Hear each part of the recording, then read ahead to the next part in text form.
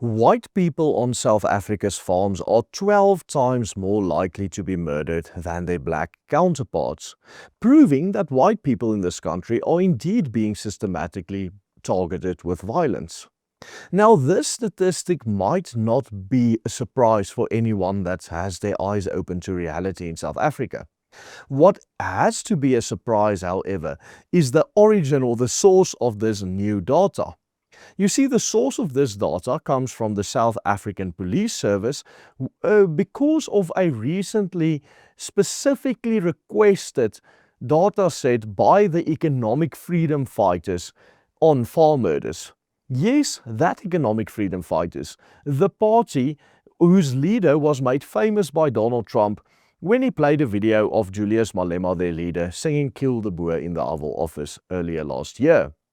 You see, in an attempt to disprove Donald Trump's claim that white farmers are under assault in South Africa, the EFF tried to disprove this claim by appealing to the South African Police Service to reveal the racial breakdowns of farm murder victims specifically, which the police service eventually did earlier last week. But the results weren't what the EFF was looking for at all. Following this special request by the Economic Freedom Fighters parliamentarian Mbali Dlamini, the interim South African Minister of Police Firoz Kaglia last week released farm murder statistics for the past 5 years with a racial breakdown. Of course, broken down not only in terms of race but also province and sex. The statistics point out that 294 murders have occurred on farms during the 5-year period, that is, between 2020 and 2024, with, of course, the hardest hit provinces being the Free State and Gauteng. Men make up nearly 80% of farm murder victims. But what the EFF's inquiry in all likelihood really tried to get at was the racial makeup of farm murder victims. And this is where it gets really interesting. Of the 294 murder victims on farms over the past 5 years, 160 were black, 124 were white, 6 were colored, and 4 were Asian. Of course, if we break down these statistics by the national demographics of South Africa, and especially the demographics of people living in rural areas or on farms, this shows one of the most disproportionate targets or targeting of white people in any situation we've seen before in this country. But we'll delve deep into that later in this video. Of course, the EFF's inquiry is aimed at debunking Donald Trump's famous claims regarding the slaughter of white farmers in this country. Taken care of, but it's a genocide that's taking place that you people don't want to write about, but it's a terrible thing that's taking place, and farmers are being killed. They happen to be white, but whether they're white or black makes no difference to me, but white farmers are being brutally killed, and their land is being confiscated in South Africa. And the newspapers and the media, television media, doesn't even talk about it. If it were the other way around, they'd talk about it. That would be the only story they'd talk about. Stay tuned, because in today's video, we are going to show how these statistics actually tell the opposite story of what the EFF wants to do, and how it actually vindicates Trump's claims by destroying the narrative being portrayed by the mainstream media that farm murders are somehow to be accepted as a normal part of life in South Africa. When speaking about crime in South Africa, it is important to understand the context. As we have highlighted on numerous occasions in the past on this channel, South Africa, of course, has one of the highest rates of violent crime in the entire world. Every year, South Africa is in the top 5 nations in the world when it comes to violent crimes such as rape and murder. In fact, South Africa has a murder rate of roughly 45 murders per 100,000 people, far, far above the global average of about 6 per 100,000.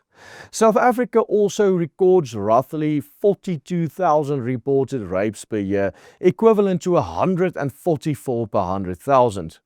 Almost 20% of women in this country will experience sexual violence or rape during their lifetimes or at some stage during their lives. Now, there's nothing about this which is normal.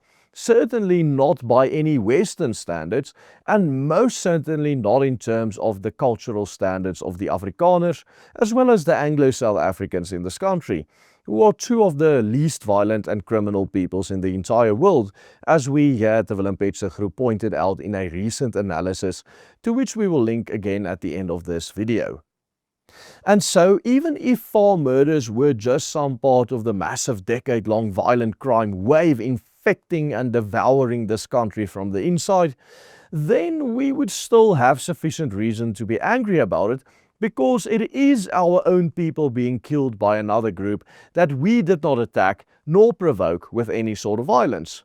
Nor do we ever even retaliate when attacked collectively. Of course, one attack or one murder is already more than is acceptable according to our standards, at least. We do not do normal crime. We do no crime at all, according to our standards, which should be the standards of everyone. And nobody should be trying to make excuses and speak of normal crime as if it's just part and parcel of life, or should be and morally should be part and parcel of everyday life, in any country for that matter. But the reality is that the statistics we are looking at here simply do not convey the idea that farm attacks are simply another form of violent crime in South Africa.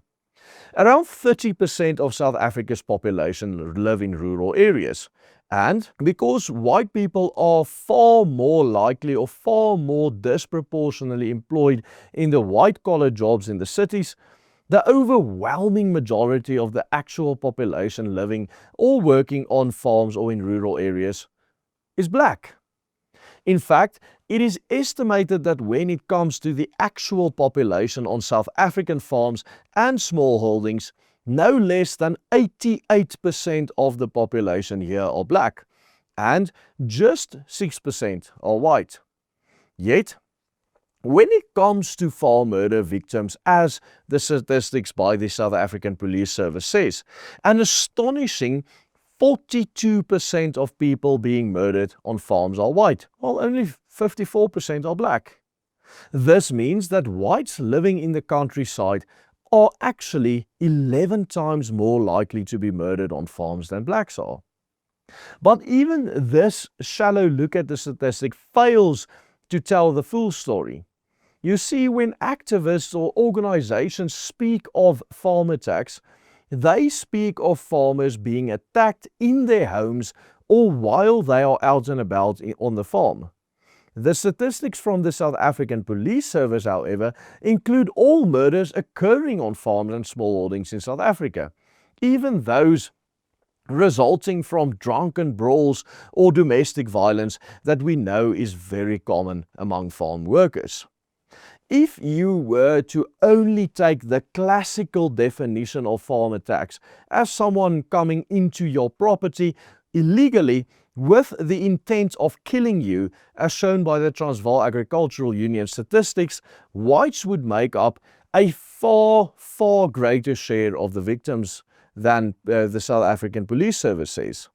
Furthermore, consider, for example, AfriForum's own record keeping, which recorded 277 murders over the past 5 years, and which, like the South African Police Service and their stats, is also aimed at recording all murders on farms, but which would, for obvious reasons, most likely exclude more obscure murders taking place in far-off black tribal villages. While it would undoubtedly include each of the 124 white farm murders that the police has. This would place the percentage of whites being murdered on farms at nearly 50% and make white farmers just over 12 times more likely to be murdered than blacks, according to the police's own statistics. The statistics therefore fully support Donald Trump's claims that white farmers are being systematically targeted, and fully disproves the EFF's claims, the party that requested this statistic in the first place. What this exposes is that the issue is not random crime spilling over into rural areas, but a pattern of violence disproportionately directed at a very tiny minority in our rural areas. Despite making up just a fraction, a single-digit fraction of the rural population in South Africa, white farmers account for nearly half of all of the victims of violence in the rural areas. And when you isolate targeted attacks, that disparity becomes even more extreme. This is not a normal crime, and it is certainly not something that can be dismissed as just another symptom of South Africa's broader violence crisis. The numbers show a clear imbalance, one that points to a deliberate and systematic onslaught on this country's white farmers. Furthermore, as the president of New York Young Republicans Stefano Forte recently pointed out on a visit to South Africa, the calls for white farmers to be genocided in this country are accompanied by making the sound of gunshots, which he understands as a clear sign that there is nothing metaphorical about the chant to kill the boer and kill the farmer. Shoot to kill, kill a man. Brr, pa, pa, brr, pa, pa. Kill the boer, the farmer. Kill the boer, the farmer. This observation, of course, goes directly against the ruling made by the South African Constitutional Court, which said that kill the boer, kill the farmer is not hate speech because it is sang in a metaphorical way due to the historical context of South Africa and, of course, the age-old excuse for everything going wrong, apartheid. In a recent video, we pointed out that despite being systematically persecuted and legally discriminated against in South Africa, Afrikaners are still less criminal than most first world nations such as European nations. Check out that full report by clicking on this link appearing on your screen right now. And of course, you can also support our work by becoming a paying member of the Willem Petzer Group. Simply follow the easy steps on the banner underneath, and only with your investment are we able to keep everyone on our team employed and keep making these videos every day. Goodbye and God bless.